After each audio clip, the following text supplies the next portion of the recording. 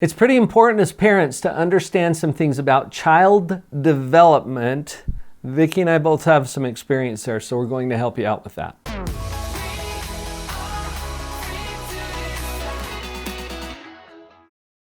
I've often said that knowledge is power. Vicki, one of the ways you say it is know better, do better. Did I get that right? Yeah. A friend of mine says that, and I think it's a great piece of information because it is so easy to get knowledge these days.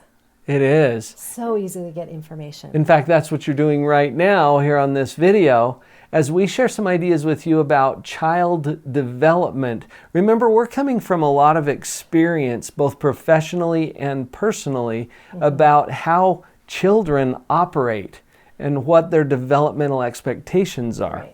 You know, we talked about maybe just going through 0 months to 3 months and blah, blah. But you know what? You're savvy enough to have found this, YouTube. Right. You can find kind of those developmental norms out there on the internet. So we're going to talk about some other things about child development now. The first tip or principle we're going to talk about is to remember that play is a child's work.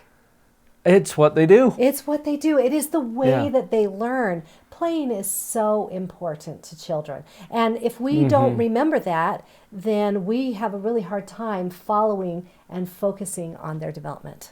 It's the tasks that they have to accomplish in order to learn language skills, social skills, emotional skills. In playing, you learn turn taking.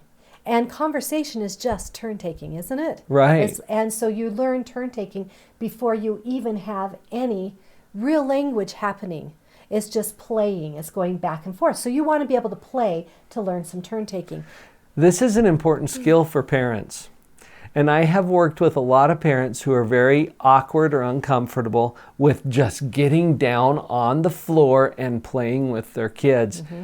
Try it. If you haven't already, try it. Just engage in that, play with them. You're going to see some neat things happen. And you'll get better at it. Go ahead and practice. Practice playing with them. I have to tell a little story here. When I was in graduate school, I was in an advanced class in behavioral psychology.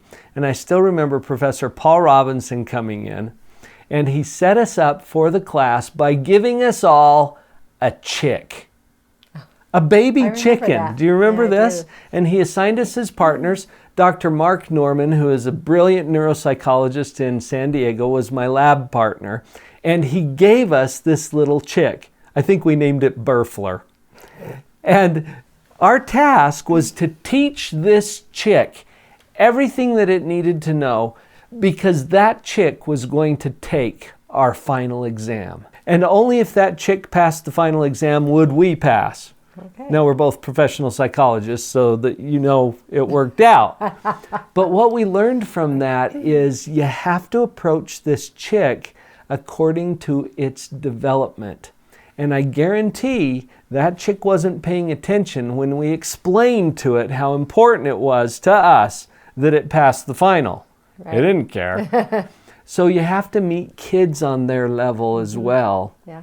And understand what they're capable of. As we meet them at that level, then they progress to higher levels of development. And that leads perfectly into when you understand the levels of development, you get to the level that they're at, you go to the very edge of it, because all learning is just at the edge of our comfort zone. Oh. It's right at that edge. So you play at the level that they're at, and then just a little beyond. Stretching it, pushing you're going that to stretch and to the push next it. level. So if you're aware of what the developmental norms are, then you can meet them right there and then just kind of be pushing into the playing at the next level up. Right. Vicki, you've worked with a lot of kids in a school setting. You're used to doing assessments and finding what the norms are and what the ranges are. What can you tell us about working within those? So one of the biggest important things that I would say is remember that there is a range. So they say from this age to this age is considered normal. Because a lot of parents will say, hey, walking is supposed to happen between 9 and 14 months. My kid is 10 months old and they're not walking. What's wrong? What's wrong? It's a range. So if they're within that range, they're still considered norm. All right. Right. Within normal limits Right. There's is the still, one way you we know, say as a it. matter of fact, I don't know how many of you know that Paul is a twin. He has a twin sister, and I think she walked at 10 months, 9 months. And he didn't walk. You didn't walk till you were 14 months.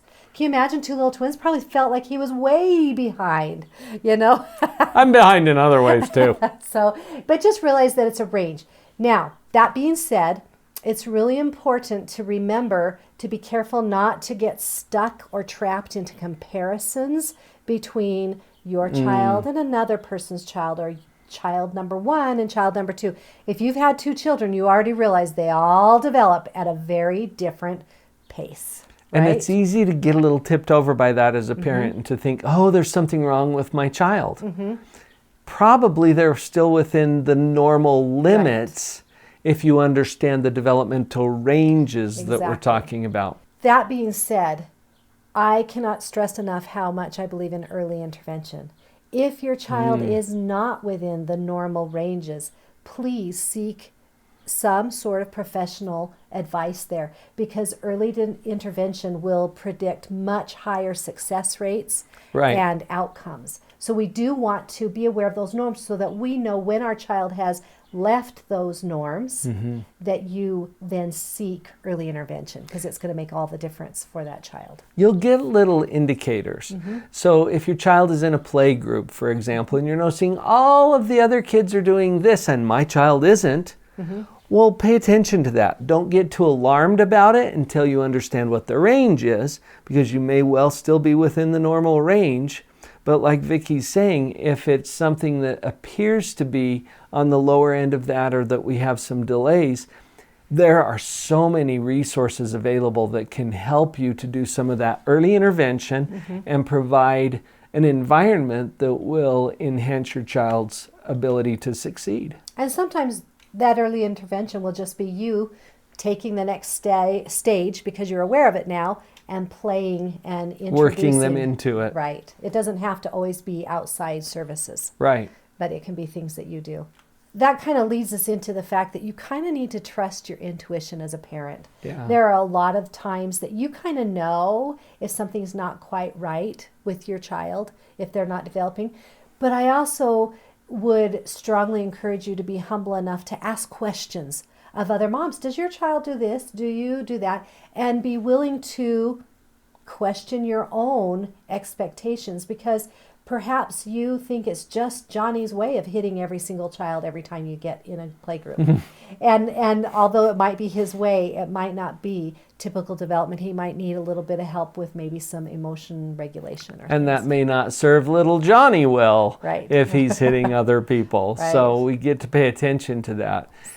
Trust your gut. Vicki, I'm glad that you brought that up, because as a parent, I think you are programmed with everything your child needs. You are the perfect parent for your child, and there's a reason why you have the job. Right. So pay attention to what you're thinking and what you're feeling. Be humble enough to question it, because you know what? We all have just enough destructive pride going on in our own heart and mind that we know we're right. Right. Don't get stuck there, okay? And it's not that we think we're right. Oh, we know we're right. Once we latch onto an idea. So have that humility to be open. And ask for help from people, or just even Yeah. ask opinions of other people. Right. I had a mom recently in a meeting that she honestly didn't know that most 5-year-olds were not still receiving bottles when they went to bed.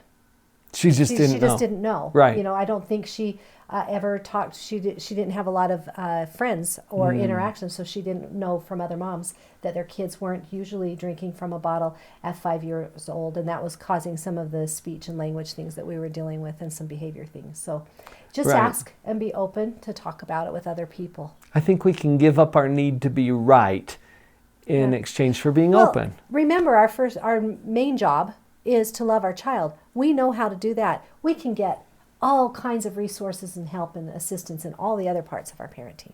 What is our job? To love them no matter what, and even if. Yes.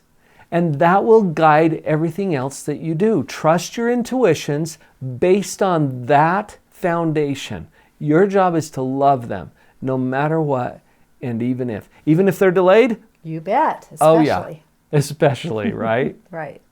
Vicki, this brings something up for me. And I joke about this sometimes, but we got to face the reality of it as well. Ultimately, our job is to love them no matter what and even if, and to work ourselves out of a job. Out of the job of parenting. Out of the parenting job, because hopefully they're going to grow up, gain a level of moral development and maturity that they can actually run their own life, and they're not eating your groceries when they're 35. We want them to be autonomous, but we want those to happen all the way along their child development. So when your child says, no, I can do my own car seat, and it's so frustrating. I've been there. It's like, I could do this in 3 seconds. It's going to take you 5 minutes, and it's going to make us all late. But that autonomy is part of their development. We need them to develop that autonomy. And so just realize that that is our ultimate goal, is for them to have that autonomy. Right. And it comes in stages through their development. Thank you for joining us here on the channel. We have another invitation for you. Vicki, we've put together this community just for you as a conscious, positive parent. Go to parentingpowerup.com. You can link to it in the description or over to the side. Please join us there, where you'll find amazing resources to help you do this most important job in the world and join a community of other conscious, positive parents.